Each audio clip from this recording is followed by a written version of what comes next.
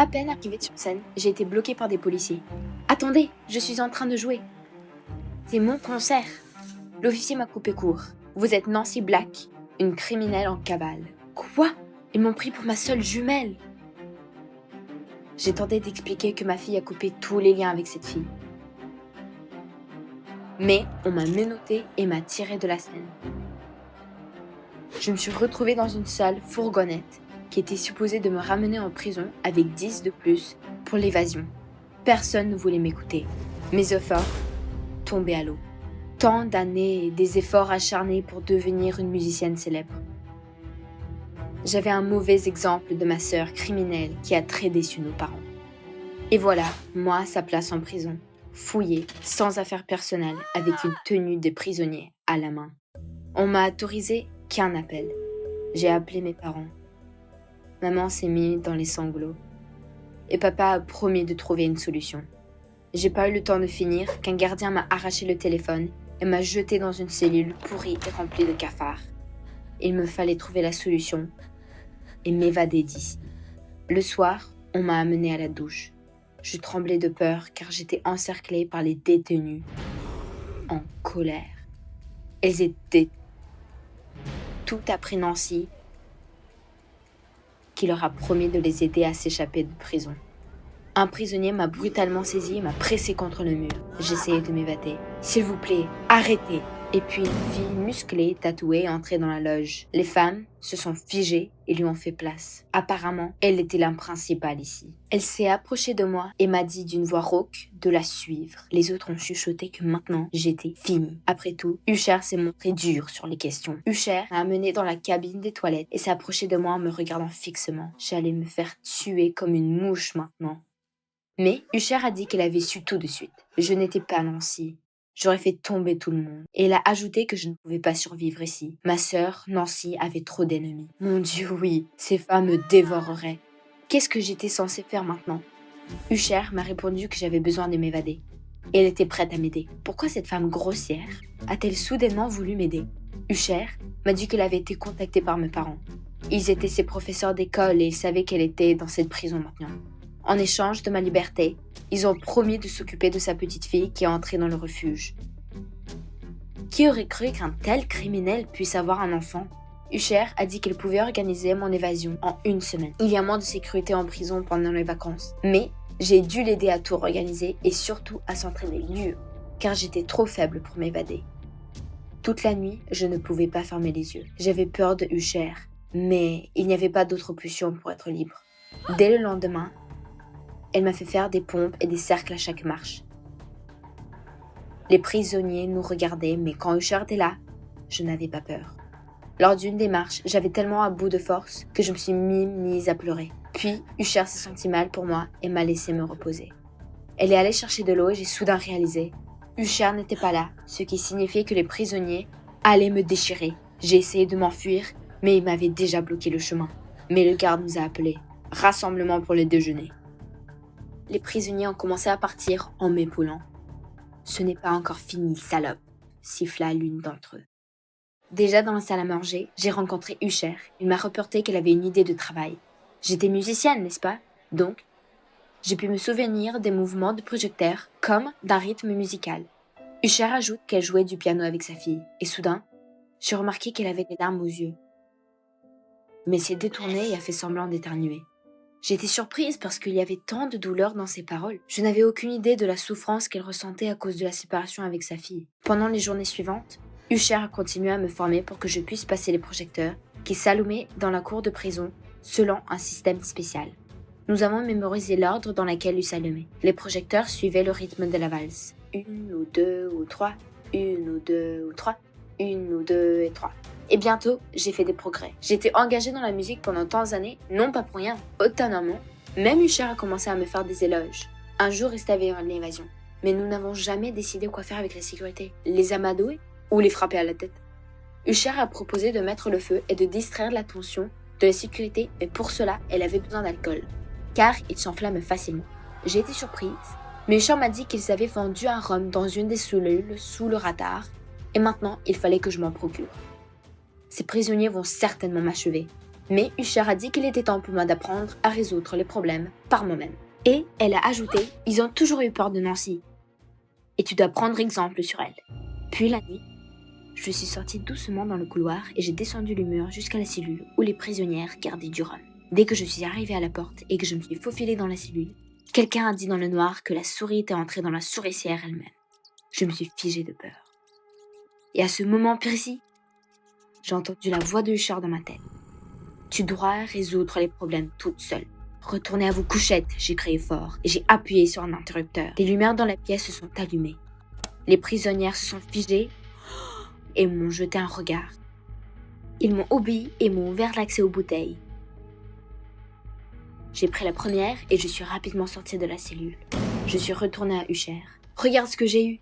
Mais, en débouchant la bouteille, elle a grimacé et crié que c'était du thé. J'ai pris la mauvaise chose.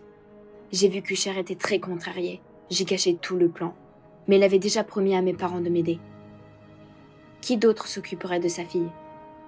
Usher a baissé la tête et a commencé à se rappeler comment elle et sa fille ont joué du piano pour la dernière fois.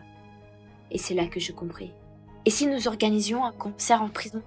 Toute la sécurité serait là et nous n'aurons pas besoin de les distraire. J'ai proposé à Usher de parler avec d'autres prisonniers. Et en concert, elle pourrait me jouer une valse.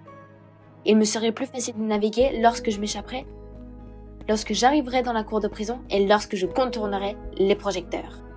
Usher m'a regardé et a accepté. Nous le ferions certainement. Le même soir, l'administration nous a offert des instruments de musique. Tous les soirs, Usher et moi répétions. Elle a réussi à bien jouer. Enfin, c'était le jour du concert. Au déjeuner, j'étais terriblement inquiète. Il fallait bien prendre les clés au gardien d'une manière ou d'une autre.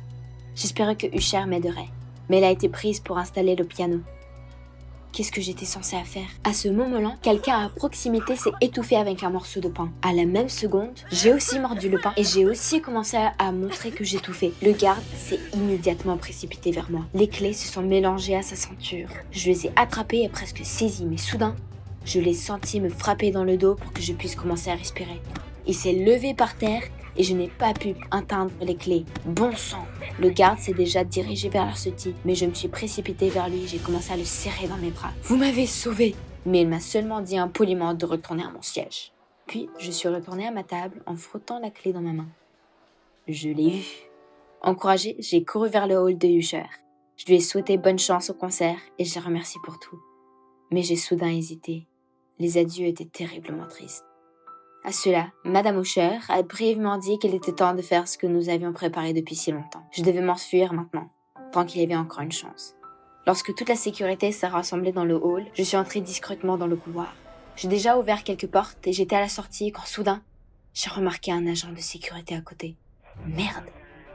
Pourquoi n'est-il pas au concert? Peu de temps après, j'ai enlevé ma basket et je l'ai jetée à l'autre bout du couloir. Le garde s'y est précipité. J'ai marché sur la pointe des pieds jusqu'à la sortie. J'ai inséré la clé dans le trou de la serrure. Et soudain, la sourire s'est bloquée. Je n'y arriverai peut-être pas. En désespoir de cause, j'ai tourné la clé à nouveau et j'ai immédiatement fait irruption dans la cour de la prison.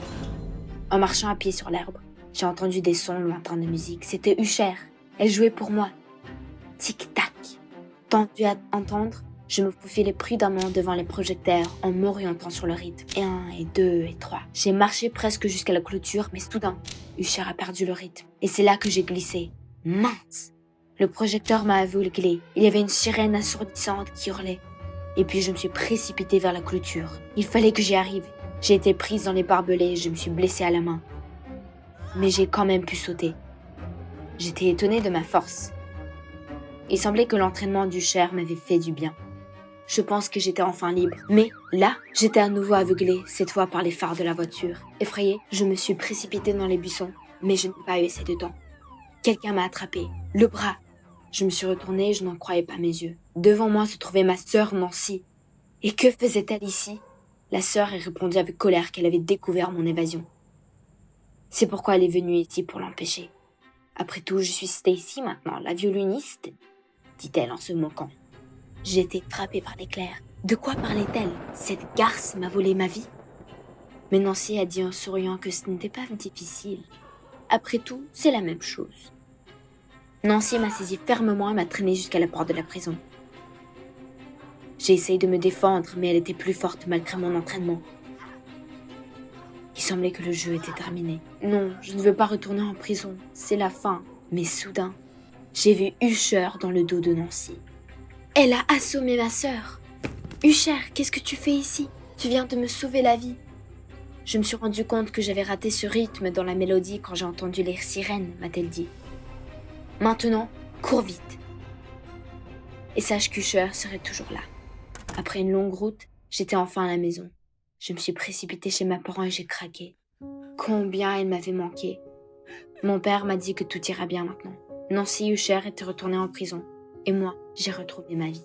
Après m'être un peu calmée, je leur ai tout raconté et ils m'ont montré une photo de la fille d'Usher, un bébé adorable. Quand j'ai repris le violon, j'ai longtemps pensé à ce que je jouerais et j'ai soudain senti une mélodie. Elle était remplie de tristesse et de ma gratitude envers Usher. J'ai commencé à en jouer. Quelques jours plus tard, j'ai envoyé à Usher des notes sur la mélodie et j'ai écrit une lettre qui s'est terminée par la phrase suivante. Maintenant, à chacun de mes concerts, cette mélodie te sera dédiée. La fille qui m'a appris à être audacieuse. Je me débattais de toutes mes forces, mais ils m'ont couché sur l'autel de sacrifice. Non! S'il vous plaît, laissez-moi partir! Maman et papa, pourquoi vous n'intervenez pas? Le fou avait déjà les mains sur ma gorge. Est-ce que c'était la fin pour moi? J'avais tant de plans pour ma nouvelle vie. Tout a commencé quand nous sommes déménagés ici. Le premier jour, j'ai dit à toute la classe que je voulais être la présidente de notre classe, mais personne ne semblait apprécier. Mes camarades de classe ont dit que j'étais une morveuse et m'ont embarrée dans un casier après les cours. Je pensais que j'allais y rester jusqu'au matin, mais un type nommé Kurt m'a libérée. Il a dit qu'il avait aussi été embarré dans un placard. Après cela, Kurt a commencé à s'étouffer. J'avais très peur. Il a sorti un inhalateur de sa poche, mais ses mains tremblaient tellement qu'il l'a échappé. Je l'ai ramassé immédiatement et je l'ai donné à Kurt. Quand il s'est senti mieux, il a dit que les souvenirs du placard l'excitaient. Le stress lui causait souvent des épisodes d'asthme. Après cela, Kurt m'a raccompagnée chez moi. J'étais plutôt heureuse. Je pensais m'être fait un ami et je lui ai dit qu'il pouvait venir me visiter n'importe quand. En soirée, lorsque nous nous apprêtions à manger notre dîner, on cogna à la porte. C'était Kurt avec ses parents. C'était étrange que Kurt se pointe sans avertissement, et avec ses parents. Mais peu importe, j'étais heureuse de le voir. Je les ai invités à entrer. Pendant le dîner, mes parents et ceux de Kurt sont devenus amis. Ils nous ont donné un livre sur les Aztèques et nous ont invités au club de lecture. Ils ont dit que le prochain rassemblement parlerait des sacrifices. Je trouvais cela très étrange de discuter un tel sujet pendant le dîner. Mais mes parents étaient vraiment intéressés. Ils sont allés au club de lecture de plus en plus souvent et se sont fait plusieurs amis. Après un rendez-vous, ma mère a ramené une bouteille remplie d'un liquide rouge et puant. Elle a dit que c'était du sang de lapin. Ce n'est pas drôle, maman. Arrête tes farces. Mais pendant le dîner, elle en a mis dans mon jus. Elle a dit que c'était bon pour le corps et l'âme. J'ai refusé immédiatement. Quelques jours plus tard, Kurt a appelé et nous a invités à passer la fin de semaine sur sa propriété familiale. Tous les membres du club de lecture y seraient. Mes parents étaient ravis, mais moi, je ne voulais pas y aller du tout. Mais j'avais peur de blesser Kurt. En plus, je n'étais jamais allée sur une propriété pareille. Alors j'ai accepté. La maison de Kurt était immense. Un château au beau milieu d'une forêt, entouré d'une clôture.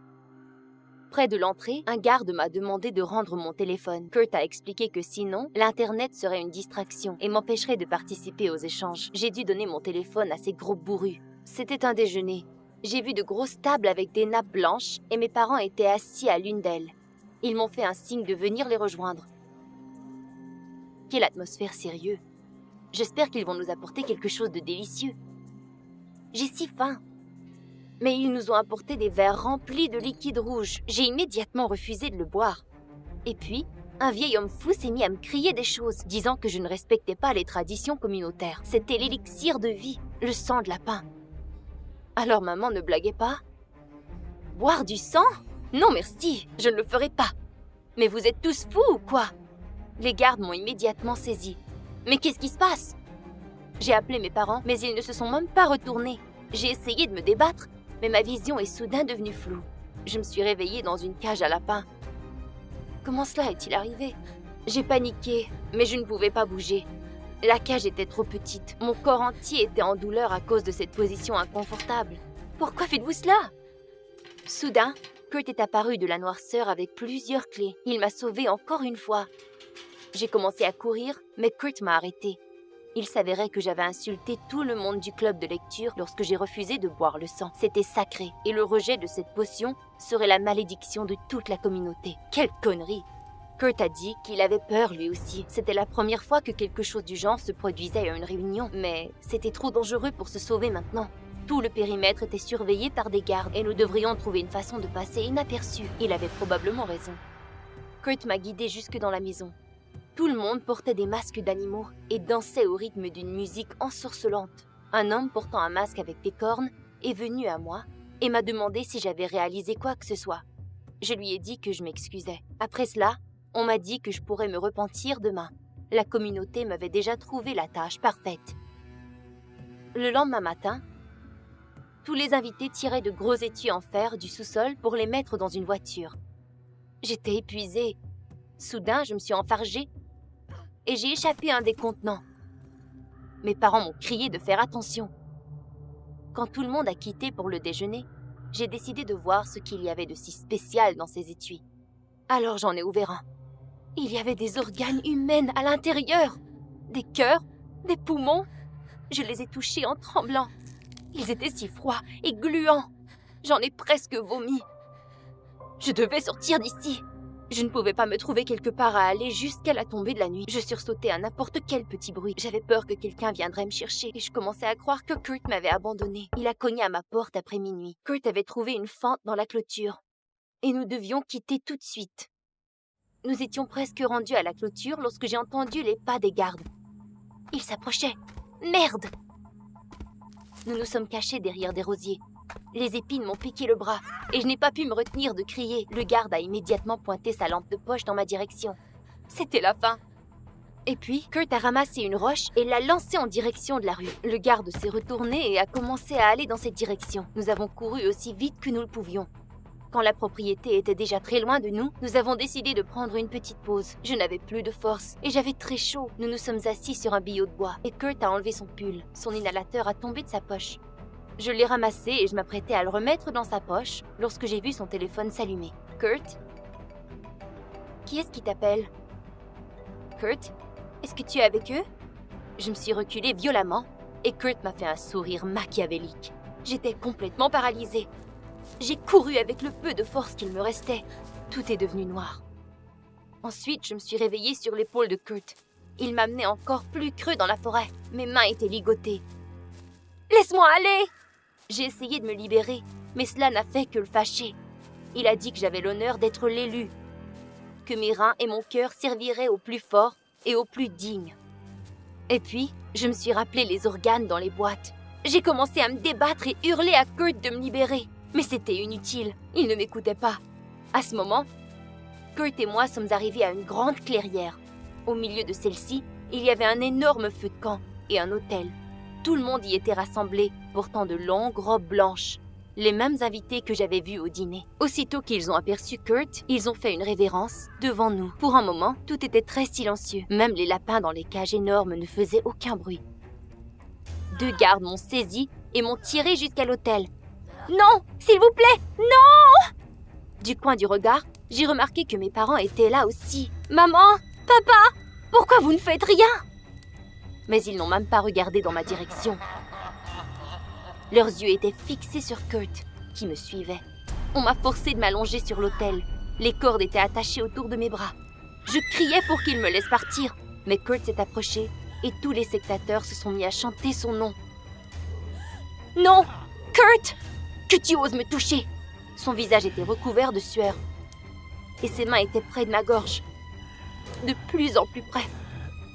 Quand soudain, il s'est étouffé et a commencé à tousser. C'était ma chance. Je me suis débattue pour sortir mes mains des liens qui me retenaient. « C'est ça que tu cherches ?»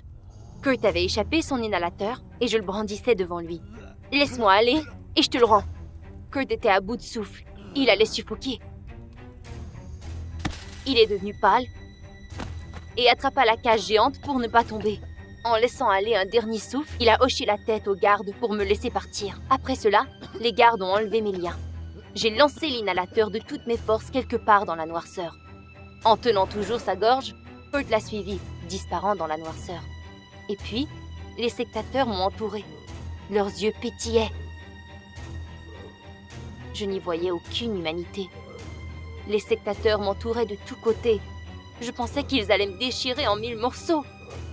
J'étais prise. Leurs mains me touchaient presque. Mais lorsqu'ils sont arrivés tout près, ils se sont agenouillés. Mon père a dit que j'avais maintenant le pouvoir, car j'avais défié leur prêtre. Et à compter de ce jour, ils me vénéraient moi. Les sectateurs étaient silencieux, à mes pieds, attendant mes ordres. Quelle tournure d'événements! Je me suis retournée vers Kurt, qui rampait encore dans la noirceur. Quel pauvre lapin, celui-là! Saisissez-le, j'ai ordonné. Maman! Maman! Papa et moi avons couru le plus vite que nous pouvions jusqu'à l'arrêt de l'autobus. Je n'y crois pas. Papa, c'est définitivement elle. Nous avons essayé de crier plus fort que le bruit des voitures et pousser la foule hors de notre chemin. Maman! Attends! Mais elle monta sur un bus et partit. Maman a disparu il y a 1 an. Mes parents se sont chicanés et ma mère a décidé d'aller prendre une marche. Elle avait besoin de se calmer, mais elle n'est jamais revenue à la maison. La police n'y pouvait rien. Alors papa est allé voir un détective privé. Nous n'avions pas d'espoir. Mais quelques mois plus tard, il nous annonça que maman avait été trouvée. Le détective nous a laissé une adresse. Nous nous sommes rendus là immédiatement. Je tremblais d'excitation. Elle me manquait tellement. Je ne pouvais pas croire que je la verrais bientôt. Nous sommes sortis de la voiture et avons vu une très grosse maison. Waouh! Peut-être que nous avions la mauvaise adresse. Mais non, tout répondait aux coordonnées. C'était la bonne maison. Nous avons hésité, puis nous avons cogné à la porte. La porte s'est ouverte. Maman! Je ne pouvais pas en croire mes yeux. Je me suis jetée sur elle. Mais elle m'a salué poliment et recula comme si j'étais une étrangère. Et puis, elle me demanda si nous étions les nouveaux voisins qui avions acheté la nouvelle maison. Voisins? Maman! Qu'est-ce qui ne va pas chez toi? Mais elle nous dévisageait comme si nous étions des étrangers. Nous devions dire quelque chose. Et papa a menti en disant que oui. Nous étions les nouveaux voisins. Ma mère était ravie et elle nous invita à prendre le thé. À l'intérieur de la maison, c'était encore plus luxueux. Ma mère nous invita dans le salon et jusque dans la cuisine. J'ai sorti notre portrait de famille pour lui prouver, mais papa m'a dit d'arrêter et m'a chuchoté de ne pas faire ça. Ma mère est revenue avec du thé et du gâteau. Elle a dit qu'elle s'ennuyait d'avoir de la visite. Elle ne voyait presque personne. Je ne sais pas ce qui ne tournait pas rond chez elle. C'était comme une très mauvaise blague. Est-ce qu'il s'était frappé la tête? Elle nous traitait vraiment comme des étrangers. J'étais sur le point de lui crier que j'étais sa fille. Soudainement, un policier portant un uniforme est entré dans le salon. Maman est devenue silencieuse. Ensuite, elle nous présenta Steve, son copain. Quoi? Nous n'en croyions pas nos yeux. Steve a grimacé et chuchota quelque chose à l'oreille de maman. Maman s'excusa et quitta sur le champ. Il était clairement mécontent de nous voir là. Et pendant que maman n'était pas dans la pièce, il nous interrogea. D'où nous venions? Pourquoi nous étions ici? Nous devions nous en sortir. Papa disait n'importe quoi. Et Steve voulait demander quelque chose d'autre. Mais maman est revenue en lui apportant de belles chaussettes confortables. Elle était clairement nerveuse et mal à l'aise devant lui. Même ses mains tremblaient, elle essayait de le camoufler. Maman offra une autre part de tarte à tout le monde. Et Steve l'arrêta et lui dit fermement qu'il était temps pour nous de quitter. Car elle n'était pas en état de recevoir qui que ce soit. Elle devait prendre soin d'elle. Pendant le chemin vers la maison, nous avons pensé à ce que nous devrions faire. Ce que Steve voulait sous-entendre. Est-ce que maman était enceinte? Nous ne savions pas ce qui n'allait pas avec elle. Les choses ne pouvaient pas être pires. Maman vivait une double vie, mais elle ne semblait pas être folle. Quelque chose avait dû arriver à sa mémoire. Nous avions décidé de trouver un spécialiste pour nous aider à comprendre. Nous sommes allés visiter un psychologue et il a confirmé ce que nous redoutions. Ma mère souffrait d'amnésie. Elle nous avait oubliés. Mais le psychologue a dit qu'il y avait de l'espoir. Elle pouvait s'en remettre. Il nous a dit de lui montrer les mémorabilia. Cela l'aiderait à se rappeler de nous. Il fallait seulement éviter de révéler directement la vérité. Cela pourrait la blesser encore plus. Nous sommes retournés la voir. Papa a eu une très bonne idée. Il lui a donné des rosiers dans un pot. C'était ce qu'il lui avait offert lorsqu'ils étaient jeunes. Maman était heureuse de nous voir, mais elle ne nous a pas laissé entrer. Steve était à la maison. Mon père a quand même offert les fleurs à maman. Et je l'ai remercié pour le thé et le gâteau. Maman était si heureuse d'avoir reçu les fleurs. Elle a même dit qu'elle en avait vu des pareilles auparavant. Est-ce qu'elle se rappelait de quelque chose peut-être? Mais soudain, Steve est apparu et nous ordonna de quitter. Cette fois-ci, il ne nous a même pas salués. Ma mère a essayé de s'opposer, mais il en empêcha brusquement. Il claqua la porte dans notre visage. Nous hésitions de retourner à la voiture Lorsque nous avons entendu la porte s'ouvrir à nouveau, nous nous sommes retournés et nous avons vu Steve lancer les fleurs dans la rue. Maman pleurait, mais elle ne pouvait rien faire. Papa était sur le point de retourner se battre avec Steve. Mais je l'ai arrêté. Nous ne regagnerons pas maman comme ça. N'oublie pas notre plan. Je ne pouvais pas arrêter de penser à ce que nous avions vu, comment elle était même entrée en contact avec lui, et elle était même enceinte de son enfant. J'ai pris notre photo. Ma mère était si belle. Nous étions au parc ce jour-là, à manger de la crème glacée. Le parc! Nous aurions dû appeler maman à marcher au parc avec nous à notre endroit préféré. Papa a dit que c'était une excellente idée. C'était son endroit préféré dans toute la ville. Le jour suivant, nous avons attendu de voir la voiture quitter leur maison, attendre que Steve quittât pour aller travailler. Et puis, nous avons sonné à la porte. Maman était heureuse, mais visiblement nerveuse. Elle a dit que Steve était très jaloux et que le cadeau de papa avait créé un vrai scandale. Nous avons essayé de la convaincre de nous accompagner au parc, mais elle avait peur. Steve rentrait à chaque heure pour s'assurer qu'elle était là. Maman a dit tristement qu'elle n'était pas sortie depuis si longtemps et qu'elle était tannée de rester à la maison. Mon père et moi avons essayé de la convaincre. Nous avons promis que nous serions de retour rapidement. Nous avons dit que nous connaissions personne sauf elle. Elle a souri et accepta d'aller prendre une marche. J'étais si heureuse. Au parc, nous sommes allés sur un manège, nous avons mangé de la crème glacée. Maman, j'espère que tu te souviens à quel point nous étions heureux. Tout à coup, maman m'a touché les cheveux comme elle le faisait auparavant. Peut-être, mais elle jeta un coup d'œil à sa montre et son visage changea complètement. Elle nous a demandé de la raccompagner à la maison immédiatement. J'étais une bonne fille, mais nous devions y aller. Elle avait été avec nous trop longtemps. Steve serait fâché. Quel trou du cul! Steve n'avait pas le droit de la traiter ainsi. Elle n'était pas sa propriété. Papa a dit qu'elle ne pouvait pas rester avec ce tyran. Elle méritait mieux. Maman a commencé à raconter un tas d'excuses disant que Steve était très inquiet pour elle. Mais c'était clairement à cause qu'elle avait peur de lui. Il n'était qu'un sale manipulateur.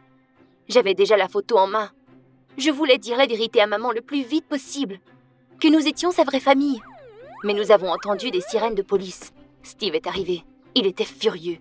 Il cria à ma mère qu'elle n'aurait pas dû sortir. Nous devions partir. Papa chuchota à maman de nous appeler lorsque Steve serait parti travailler. Nous l'aiderions à s'échapper. Avant que maman ne puisse répondre, Steve l'attrapa par le bras et la tira dans la voiture. Il nous cria de partir et de rester loin de sa famille. Sinon, il nous mettrait en état d'arrestation. Papa était furieux. Comment pouvait-il traiter maman de la sorte? Je tremblais. J'étais sous le choc. Mais nous devions attendre l'appel de maman. Et si elle n'appelait jamais? Je me suis tournée et retournée toute la nuit. Je ne pouvais pas fermer l'œil. Le matin venu, maman nous a téléphoné. Elle nous a demandé de venir et dit que Steve n'était pas à la maison. Alors elle avait décidé de quitter ce salaud une fois pour toutes. Nous étions chez elle en un temps 3 mouvements. La porte n'était pas verrouillée. Nous avons cogné et nous avons entendu maman nous demander de l'attendre. Mais en entrant dans le salon, nous avons aperçu des policiers avec ma mère. Tout à coup, nous étions plaqués. C'était horrible. J'ai commencé à me débattre et crier. « Non! Laissez-nous partir !» Steve n'avait jamais quitté. Il nous a regardés en souriant d'un air machiavélique. Finalement, il avait trouvé la maison où nous habitions. Il y avait d'autres personnes là. Steve a convaincu ma mère que nous étions des voleurs et criminels et de nous tendre un piège. C'était horrible. Ma mère essayait de nous éviter du regard. Je ne pouvais pas rester silencieuse une seconde de plus. J'ai commencé à dire à maman que nous n'étions pas des criminels, nous étions sa famille, et que pour une raison ou une autre, elle ne nous reconnaissait pas. C'était difficile de parler. J'avais une boule dans la gorge. Je me suis débattue des bras d'un policier en essayant de sortir la photo de ma sacoche. Je voulais tellement que ma mère me croie. Mais aussitôt que j'ai sorti la photo, le policier m'a plaqué à nouveau. Il m'a mis des menottes parce que je refusais de bien me comporter. Oh non! Notre photo, elle n'était plus là. J'ai demandé au policier de la trouver, mais il ne m'écouta pas. Nous aurions dû aller à la station. Et maman ne nous regardait même pas. Comme à l'arrêt d'autobus, nous avons essayé d'expliquer tout à la police, mais ils nous ont dit que maman parlerait pour elle-même. Comment? Elle ne se souvenait même plus de nous. Nous nous sommes assis à la station pendant 5 heures. Tout semblait horrible. Nous étions désespérés lorsque nous avons entendu la voix de maman. Elle nous cherchait. Elle avait la photo en main. « Maman, nous sommes ici !» J'ai couru dans ses bras. Elle a dit que tout était une très grosse erreur, que j'étais sa fille. Elle se rappelait de tout. Nous avons pleuré de joie. Quand tout le monde était plus calme, ma mère nous a dit qu'elle s'est rappelée de tout en voyant la photo. Maman a tout expliqué à Steve. Mais il s'est fâché et l'a embarré dans la maison. Elle s'est sauvée par la porte lorsqu'il s'est endormi. Papa lui a demandé si elle allait bien et si le bébé allait bien aussi. Elle ne comprenait pas de quoi il parlait. Et puis, elle se mit à rire. Elle n'était pas enceinte. Le fait était que Steve était paranoïaque à l'idée de la protéger. Elle avait souvent des migraines et elle était étourdie. Il voulait qu'elle reste toujours à la maison. Éventuellement, il craignait qu'elle ne le laisse. Nous étions sur le point de quitter lorsque maman s'arrêta brusquement. Elle avait l'air apeurée. Steve se tenait dans la porte. Ses yeux étaient en feu. Et il tremblait de rage en refermant ses poings. Je suis une psychique. Mon don est de guérir avec mes mains. Mais cette fois-ci, le client était spécial. Bill White. Il voulait que j'efface tous ses souvenirs qu'il tourmentait. Je l'ai touché, mais soudain, tout est devenu noir. À ce moment, j'ai eu une vision très étrange. Quelqu'un s'approchait de ma mère. Elle court vers les escaliers. Elle veut descendre. Et puis, j'ai vu ma mère étendue sur les marches de l'escalier, sans connaissance. Et juste en haut des escaliers, se tenait Bill White, mon client. La vision s'est arrêtée là. J'étais aveuglée par une lumière blanche et tout a disparu. Paniquée, j'ai crié son nom. Mais tout ce que j'ai entendu était la porte qui claquait. Il s'était sauvé. J'étais terrifiée. Tout était noir. Je ne pouvais même pas distinguer les objets autour de moi. La dernière chose que j'ai vue était ma mère, assassinée. Qu'était-il arrivé? Tout le monde dans la ville connaissait mes dons. Mais je n'avais jamais eu de vision avant. Je ne faisais qu'aider les gens à se débarrasser de leur douleur. Même si ma propre douleur ne s'était jamais dissipée depuis des années, c'était différent. Pour aussi longtemps que je pouvais me rappeler, j'étais tourmentée par cette question. Qui était responsable de la mort de ma mère? Cela s'était produit quand je n'avais que 6 ans. Je me rappelle vaguement de pleurer sur le corps inerte de ma mère, et puis la police est arrivée et m'a emmenée à l'orphelinat. Après quelques années à l'orphelinat, j'ai réalisé que j'avais un don. Au début, je guérissais les enfants de l'orphelinat. Mais après ma graduation, on m'a offert un appartement, là où je recevais mes clients. Ceux qui étaient en voie de guérison passaient le mot. Et bientôt, des gens de partout dans la ville venaient me visiter. Apparemment, Bill White avait entendu parler de moi. Il semblerait que pendant notre session, j'avais découvert comment voir le passé. Peut-être que Bill savait quelque chose à propos du meurtre de ma mère. J'essayais de le retrouver. Tout ce dont je me rappelle de lui était un grain de beauté juste en haut de sa lèvre. Tout comme moi. Et puis, j'ai alors pensé à Matt, le policier que j'avais aidé avec une migraine terrible. Je devais lui téléphoner. Mais il était difficile pour moi de bouger et de me retrouver dans la pièce. J'échappais constamment quelque chose et je me heurtais sur tous les meubles. Il y avait de la noirceur partout. Finalement, j'ai trouvé mon téléphone en tâtant autour de moi et je suis allée dans mes contacts de mémoire. J'ai commencé à appeler tout le monde et finalement, j'ai entendu la voix de Matt. Ça a fonctionné. Je lui ai raconté pour le client étrange et ma vision de la mort de ma mère. Mais Matt a dit qu'il s'était fait suspendre des forces policières et qu'il ne pouvait désormais plus s'impliquer dans des investigations. À ce moment, je n'avais plus d'espoir. Je n'avais plus personne vers qui me tourner. 1 heure a passé, et puis 2. Tout à coup, Matt m'a rappelé. Il m'a dit qu'il y avait bien pensé et qu'il voulait m'aider. Et il avait de bonnes raisons. Matt a dit que lorsqu'il travaillait comme détective, sa femme s'était fait tuer. Il avait essayé de trouver le coupable lui-même. Il avait ramassé plusieurs preuves et même trouvé l'adresse de celui qui l'avait fait. Mais finalement, il n'avait pas eu la chance de l'arrêter. Le tueur s'était suicidé. Après cela, Matt ne pouvait plus travailler comme auparavant. Alors, il s'est retraité. Tout tueur doit être puni justement. Matt a ajouté. 1 heure plus tard, il était chez moi. Matt m'a demandé mon portable pour pirater les bases de données de la police. Après une longue recherche, il a trouvé la rue où habitait Bill White. Matt a essayé de trouver le numéro de sa maison, mais soudain, le système nous a bloqués. Merde! Au moins nous avions essayé. Plus tard en soirée, nous nous sommes rendus vers l'extrémité de la ville. Nous devions chercher White ici. Nous avons visité toutes les maisons sur cette rue. Personne ne savait qui il était. Nous avons décidé de retourner. Puis, Matt a remarqué une maison avec des fenêtres recouvertes de vieilles planches. Nous nous sommes approchés et avons monté sur le porche. Et soudain, je me suis sentie très étourdie. J'ai attrapé la balustrade et puis, la vision m'est réapparue. Des images vagues sont apparues. et j'ai réalisé que Bill White était définitivement ici. Nous devions pénétrer à l'intérieur de la maison. Matt continuait de dire qu'il y avait une patrouille surveillant cette zone. Et si nous nous faisions prendre, nous nous ferions arrêter pour introduction par effraction. Mais j'ai dit que j'irais seule ou avec lui. Mais je rentrerai dans cette foutue maison. Matt a laissé aller un soupir et il accepta. Avec un vacarme horrible, il arracha plusieurs planches qui bloquaient l'entrée. J'ai figé. Est-ce que quelqu'un nous avait entendus? Nous nous sommes faufilés à l'intérieur rapidement. Matt m'a demandé de rester proche pendant que j'essayais de lire l'énergie de White. Je sentais les murs et les meubles dans chaque pièce et j'espérais qu'une autre vision m'apparaisse. Soudain, Matt s'est arrêté brusquement. Il a dit qu'il y avait une photo sur le mur. Il y a un homme avec une fille. Elle te ressemble drôlement. Matt a dit en rigolant. J'ai décroché la photo du mur.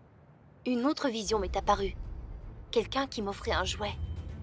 Et puis, j'ai entendu une voiture s'approcher de la maison avec une sirène de police. Allons-y, a dit Matt. Et une seconde plus tard, il y a eu un fracassement horrible quand les policiers sont entrés de force dans la maison. J'ai hésité, mais Matt m'a pris par le bras. Nous avons couru aussi vite que nous le pouvions. J'ai entendu la sirène de police nous suivre, mais au dernier moment, Matt l'a poussé hors du chemin et nous avons couru hors de la maison. J'étais épuisée, mais Matt a dit que nous ne pouvions pas nous arrêter. Seulement quand nous serions très loin, nous pourrions appeler un taxi. Je tenais la photo dans ma main, mais la vision ne m'apparaissait plus. J'ai demandé à Matt de me décrire l'homme sur la photo. De grosses pommettes, un grain de beauté au haut de sa lèvre. Matt a dit « C'était Bill White !» Je me rappelle qu'il avait le même grain de beauté que moi. J'ai demandé à Matt de prendre la photo à une station pour nous révéler plus d'informations concernant White. Qui était cette fille? Peut-être qu'elle pourrait nous aider? Matt a dit qu'il n'était pas bienvenu à la station de police, mais il essayerait de trouver une solution. Matt n'a pas répondu son téléphone le jour suivant. Et ce n'était que tard en après-midi qu'il a appelé. Finalement, il avait été capturé par la police. Matt a dit qu'il se ferait libérer que sous une caution. C'était l'enfer. C'était à cause de moi qu'il s'était fait incarcérer. Je devais l'aider. Je me suis agrippée pour rejoindre mon casier là où je gardais tous mes objets de valeur et mon argent. J'espérais que ça serait suffisant. Avec difficulté, je me suis sortie de la maison et j'ai suivi le son des voitures sur l'autoroute. Je n'avais jamais fait de pouce auparavant, surtout sans avoir la vue. Finalement, un gars s'est arrêté par pitié et m'a offert de me reconduire. Quand Matt s'est fait libérer, je lui ai dit que je ne pouvais plus accepter son aide. S'il se faisait attraper une autre fois, il irait en prison. Mais Matt a dit qu'il voulait en finir avec cette histoire. Nous le ferions ensemble. Il a juré sur son honneur de policier qu'il n'abandonnerait pas. Oh, Matt! Il a aussi dit que pendant qu'il était à la station de police, il avait découvert quelque chose. L'homme dans la photo était réellement Bill White.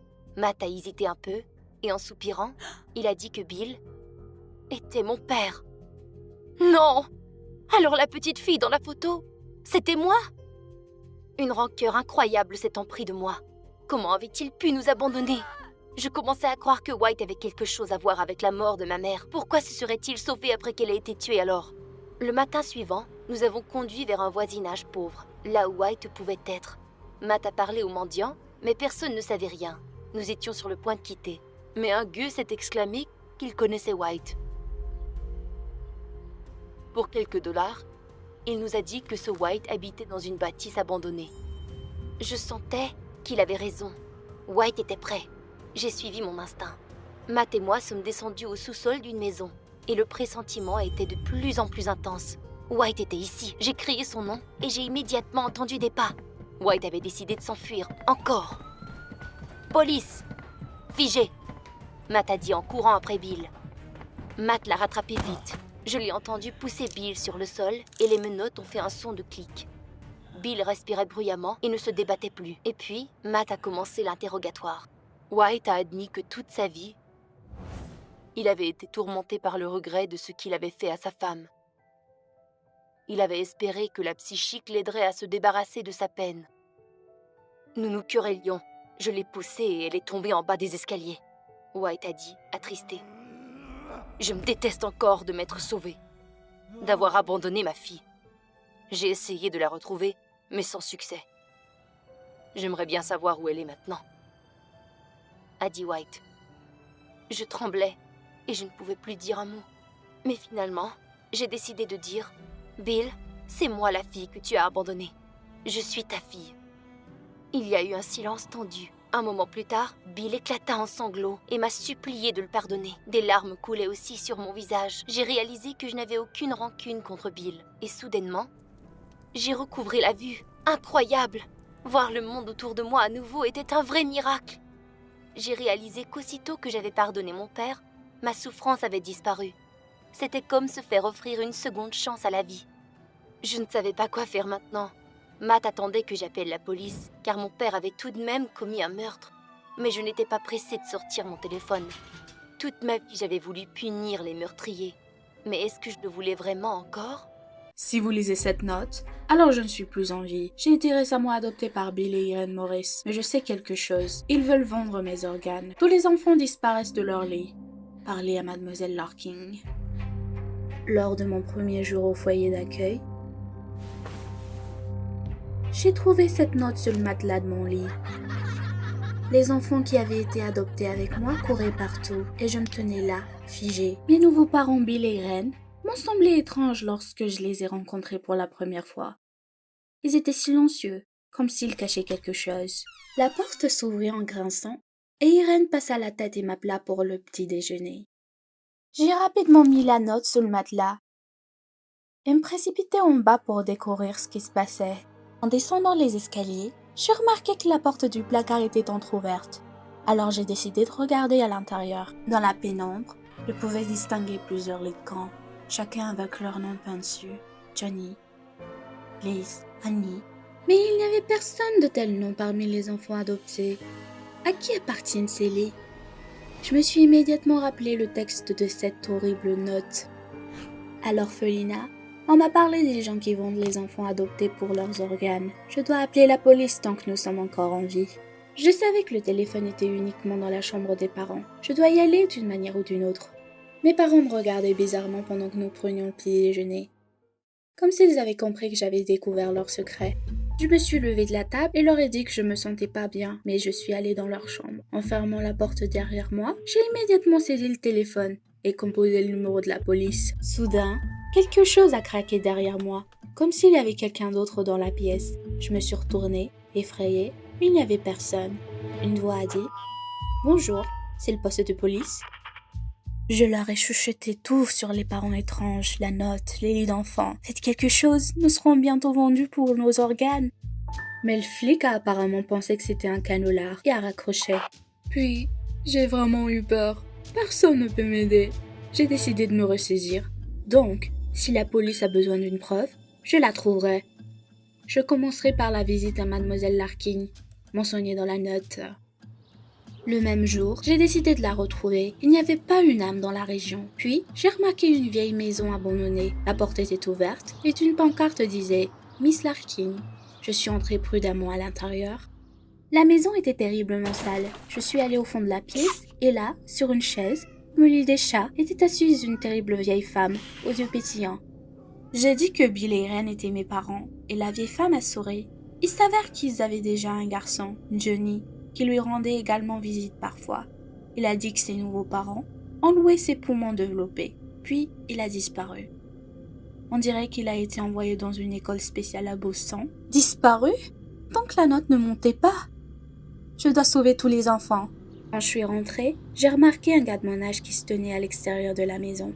Il s'appelait Rich et il était arrivé ce matin pendant mon absence. Il a été adopté aussi. Ses parents sont morts dans un accident de voiture. Il rêvait depuis longtemps de retrouver une famille. J'avais honte de dire que mes vrais parents m'ont abandonné pour partir à Vegas. Mais il avait l'air sympa, alors je lui ai dit. Puis, j'ai réalisé que je devais l'avertir. Des choses terribles se passent dans cette maison, Richie. Mais il a juste ri et a pensé que je plaisantais. Puis, je l'ai appelé dans la pièce, car je voulais lui montrer la note. Mais elle avait disparu. J'étais désespérée. Mais Rich a dit qu'il me croyait et qu'il était prêt à m'aider. Mais si nous sommes vraiment en danger, nous devons nous en assurer. D'abord, nous avons trouvé sur Internet cette école spéciale où Johnny serait allé étudier. Mais personne ne s'appelait Maurice. J'ai alors suggéré que nous fouillions la maison et nous nous sommes faufilés dans le bureau de Bill. Il y avait beaucoup d'instruments chirurgicaux, des reçus et des calculs de trésorerie. Et sur la table, il y avait un cahier avec le poids et les auteurs des enfants. Me crois-tu maintenant ? Mais Rich a dit que cela ne signifiait toujours rien. Nous avons commencé à nous disputer. quand nous avons entendu quelqu'un monter les escaliers et couru dans une autre pièce. Rich a dit qu'il en avait assez. Il n'aimait pas du tout cette idée. Nous ferons mieux d'arrêter de faire ça. Je savais que Rich ne m'aiderait pas. Mais toutes mes craintes sont confirmées. Je dois fuir d'ici aujourd'hui même. Avant le dîner, Irel m'a appelé sévèrement dans le salon. J'étais sûre qu'ils savaient déjà que Richie et moi avons fouillé leur bureau. Je descendis les escaliers sans sentir mes jambes et trouvai Richie, debout, impuissant au milieu du salon. Un vieil homme méchant lui tapait la joue. Mes parents m'ont présenté, m'ont dit qu'un couple de personnes âgées était venu nous rendre visite. Ce sont leurs vieilles connaissances et je dois me lier d'amitié avec eux. Ils nous ont posé des questions toute la soirée. Nous ont tapoté la tête en admirant le fait que nous sommes en bonne santé. J'avais si peur. Pourquoi sont-ils si intéressés par notre santé? Après le dîner, j'ai vu comment ces vieux ont offert un paquet à nos parents d'accueil. C'était clairement de l'argent. Ils nous ont vendus. J'ai attendu que tout le monde dorme et allé voir Richie. Il faut s'enfuir sans attendre. J'ai fait irruption dans sa chambre, mais il n'était pas là. Soudain, quelqu'un a mis une main sur mon épaule. Mon estomac s'est glacé d'horreur. Oh non, c'était Irène. J'ai commencé à crier, demandant où est Richie, mais elle a calmement répondu. Il avait fait un cauchemar et a demandé à dormir dans leur lit. Avec horreur, je me suis de nouveau souvenu de la note. Les enfants disparaissent du lit des parents. Irène a souri étrangement et ajouta que je pouvais le voir moi-même. Je ne voulais pas entrer dans la chambre, mais je devais m'assurer que Richie allait bien. Je suis entrée dans leur chambre. Rich était en effet dans le lit, dormant paisiblement. Peut-être que je me faisais des idées. Je me suis sentie soulagée, alors j'ai rampé sous les couvertures et je me suis immédiatement endormie. Quand je me suis réveillée le lendemain, Richie n'était pas là. J'ai regardé autour de moi et j'ai réalisé que ce n'était pas la chambre de mes parents. Soudain, j'entendis des pas et une longue ombre apparut sur le pas de la porte. J'ai immédiatement fait semblant de dormir. J'ai senti quelqu'un se pencher sur moi et j'ai un peu ouvert les yeux. C'était la même vieille dame qui nous a rendu visite hier. J'ai crié. Que voulez-vous? Et où est Richie? La vieille dame a dit avec hésitation que Richie était parti et qu'elle voulait me voir. Et je me suis immédiatement précipitée hors de la pièce. J'ai couru dans la cuisine et j'ai vu le vieil homme là-bas. Il tenait un couteau ensanglanté et quelque chose qui ressemblait à un foie humain que gisait sur la table. J'ai reculé et j'ai voulu lui lancer quelque chose, mais un truc humide est venu sous ma main. Oh non, c'est le t-shirt de Richie. Il est couvert de sang. Je me suis précipitée dans la direction opposée et j'ai couru au 2e étage. Le vieux couple arrivait derrière moi. Suzy, viens, n'aie pas peur. Je me suis précipitée vers la salle de bain et suis sortie par la fenêtre. Je suis presque libre, mais c'était trop tard. Une voiture avec Irène et Bill arriva au coin de la rue. J'ai couru dans le jardin et ils m'ont rattrapé, puis traîné dans la maison. Non, vous n'obtiendrez pas mes organes. Je criais, essayant de m'échapper. Puis j'ai entendu la voix de Richie. Il se tenait au milieu du salon, tout sain et sauf. Richie a commencé à me rassurer en disant qu'ils étaient maintenant le fils adoptif de ses grands-parents. Irène et Bill l'ont aidé à trouver une famille. Je n'y croyais toujours pas, mais qu'en est-il du couteau, du t-shirt, du paquet d'argent? Le vieux couple a souri et a dit qu'Irène et Bill aidaient ceux qui n'étaient pas officiellement autorisés à adopter des enfants. Ils ramènent les enfants à la maison, puis les transfèrent dans ses familles. Le paquet était une tarte de remerciements et le couteau était ensanglanté parce que le vieil homme coupait le steak pour le dîner. Le t-shirt a été taché par Richie lui-même le matin quand il a ouvert le sirop de grenade. Au début, le couple ne voulait prendre que Richie, mais voyant comment nous sommes devenus amis, ils ont décidé de m'adopter aussi. Mais qu'en est-il de Johnny et tous ces instruments chirurgicaux? Bill rit. Il s'est avéré que le garçon n'était pas perdu. Il a maintenant une nouvelle famille et ils vivent à côté. Et il a même commencé la natation. Mais leur voisine, Mademoiselle Larkins, a un très mauvais caractère. C'est pourquoi ils n'ont rien dit. Quant aux instruments, Bill est chirurgien et tous les instruments proviennent de l'hôpital. Irène m'a serré dans ses bras et s'est excusée de nous avoir amenés ici en cachette hier soir. Il ne voulait tout simplement pas nous réveiller. J'ai bu mon thé en silence pendant un moment, essayant de comprendre ce qui s'était passé. Et puis, j'ai fondu en larmes et j'ai demandé pardon à tout le monde. Irène et Bill n'avaient pas l'air si mal maintenant. Ils m'ont serré dans leurs bras et le vieux couple m'a donné un mouchoir. Apparemment, j'ai été tellement offensée par mes parents qui m'ont abandonnée que j'ai complètement arrêté de croire que quelqu'un pouvait prendre soin de moi. Mais maintenant, je comprends qu'il y a encore des gens qui ne me veulent pas de mal. Et je dois juste apprendre à accepter leur aide. J'étais très en retard et j'ai couru en écartant la foule des hipsters. Festival punk stupide. Mais ensuite, je me suis arrêtée. Dans la foule, j'ai remarqué que mon copain marchait avec une fille, la serrant dans ses bras. Qu'est-ce que ça veut dire? Je l'ai rattrapé et j'ai attrapé son bras. Qui c'est? Mais Ron, comme si de rien n'était, a dit que c'était sa nouvelle petite amie.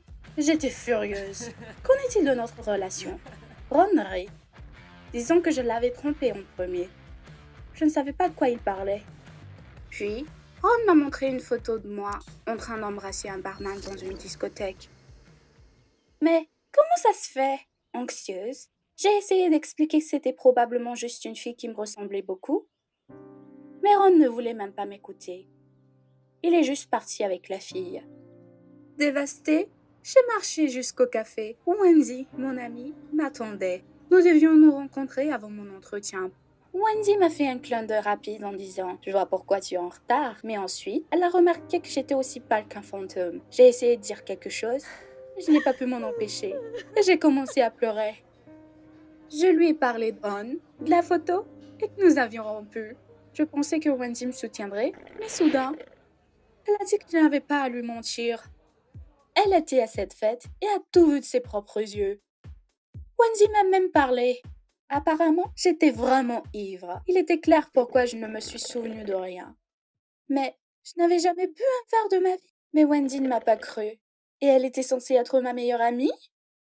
Je ne voulais plus lui parler. J'ai regardé ma montre et j'ai réalisé que j'étais en retard pour l'entretien. J'avais un entretien important prévu pour un poste de journaliste pour une grande maison d'édition. Mes parents voulaient vraiment que je construise une brillante carrière. J'étais sortie en un éclair. Il a fallu beaucoup de temps pour se frayer un chemin à travers la foule de punk hurlants. J'ai donc dû arriver vers le début de la réunion. Et puis à l'entrée, un mec au passage m'a percuté. Une tache rouge s'est immédiatement répandue sur mon chemisier. Ce crétin m'a aspergé d'alcool bon marché. Zut alors! J'ai couru aussi vite que possible vers la toilette la plus proche pour laver mon chemisier. Heureusement, la tache a été enlevée, mais je n'ai eu le temps de la sécher de manière si provocante. Je ressemblais à une concurrente dans un concours de t-shirts mouillés. Que penserait-il de moi?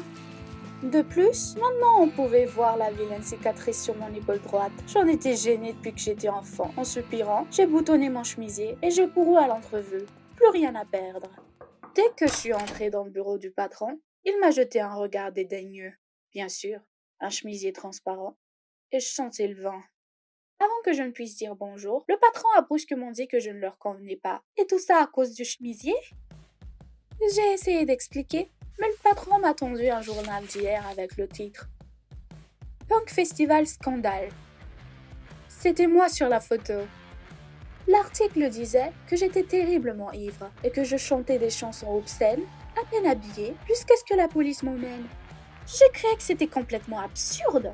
Lors de ces événements, j'étais à la bibliothèque et je me préparais aux examens. Mais le patron ne m'a pas cru. Il ne voulait pas de gens qui vont gâcher l'image de l'entreprise. J'ai pris le journal avec moi quand je suis partie. Cette maudite hipster a ruiné ma vie. J'avais besoin de savoir qui elle était.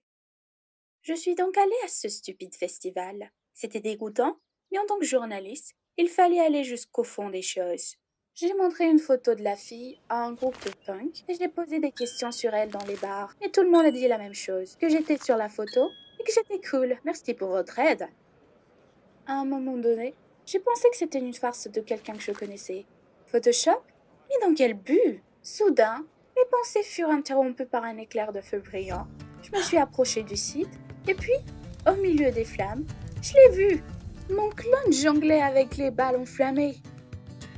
Je pouvais voir une cicatrice sur son épaule gauche qui ressemblait à la mienne. Elle a probablement eu au spectacle de feu. Mais pourquoi exposer une telle laideur? La fille a terminé sa représentation et je suis allée la voir. La fille hipster était prise au dépourvu. Mais qu'est-ce que... Es-tu mon clone?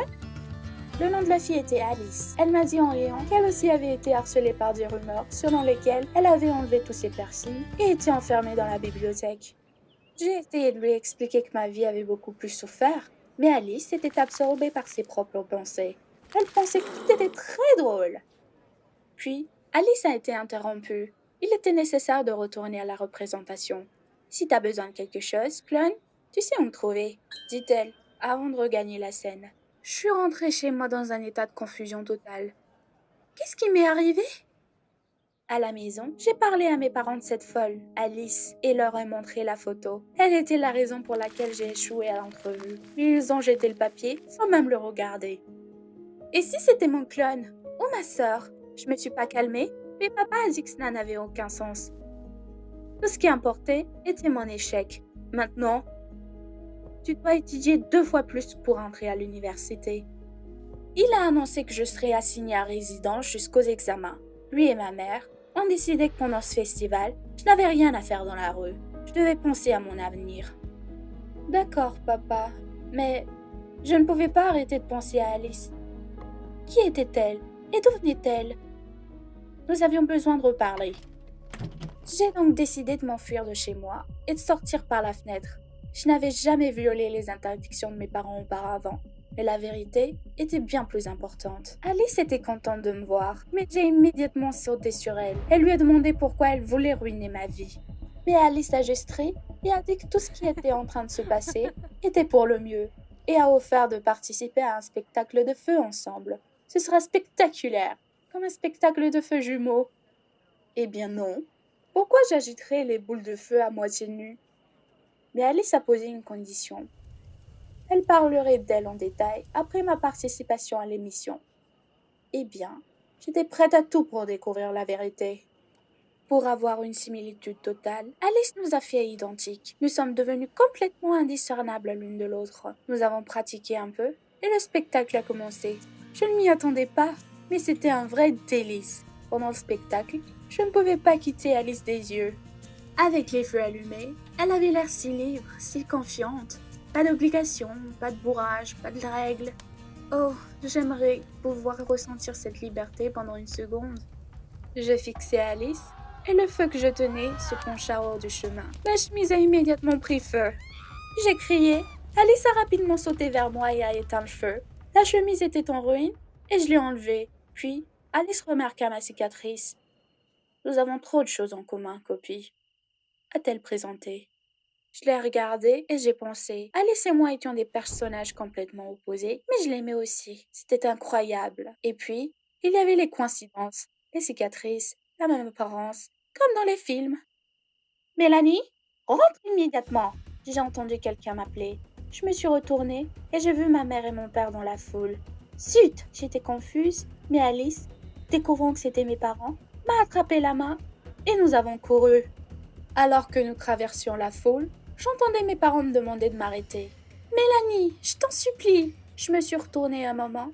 Maman et papa se sont arrêtés pour reprendre leur souffle. Ils avaient l'air épuisés. Je me suis sentie désolée pour eux et nous nous sommes approchés. Quand ma mère a vu Alice et moi, côte à côte, elle a été stupéfaite. Elle a regardé sa cicatrice avec étonnement, essayant de dire quelque chose, puis s'est évanouie. Mais Alice n'était pas confuse et a appelé une ambulance. Maman ne s'est réveillée qu'à l'hôpital, et la première chose qu'elle a dite, c'est qu'Alice était ma sœur.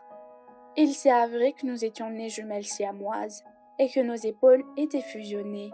La chirurgie de séparation était censée être facile, mais les médecins ont dit à ma mère que ma sœur n'avait pas survécu.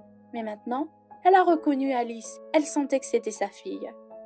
Je savais que j'étais adoptée, dit Alice. Elle m'a parlé de sa mère. Elle travaillait comme infirmière dans une maternité et était sans enfant. Une fois, en colère, sa mère a crié qu'Alice n'était pas sa fille. Et c'est pourquoi elle était tout le temps dans les problèmes. Alice s'est enfuie de chez elle. Elle a toujours été attirée par la vie libre des punks. Il s'avère que l'infirmière avait kidnappé Alice. Oh mon Dieu, j'avais une sœur. Je ne pouvais pas y croire. Les larmes coulaient sur mes joues, et Alice n'arrêtait pas de rire et de nous étreindre. Sa vraie famille. La santé de ma mère n'était pas en danger, et nous sommes rentrés rapidement à la maison. Tous ensemble, Alice voulait rester avec nous pendant le festival. Cela ne me dérangeait pas du tout.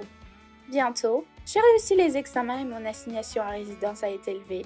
J'ai donc pu aller au spectacle de feu, même si je le cachais souvent à mes parents. Alice a passé plus de temps avec nos parents. Elle était contente d'avoir trouvé sa vraie famille. Nous pensions à s'échanger de place depuis longtemps et au final, nous avons décidé de déménager. Nous nous sommes mis les vêtements l'une de l'autre et avons prétendu qu'Alice allait continuer à traîner avec ses punks. Mais en fait, elle était restée à la maison avec nos parents et je suis partie à la conquête des étendues d'une nouvelle vie cool. Alors, viens au prochain spectacle de feu, je vais tout déchirer.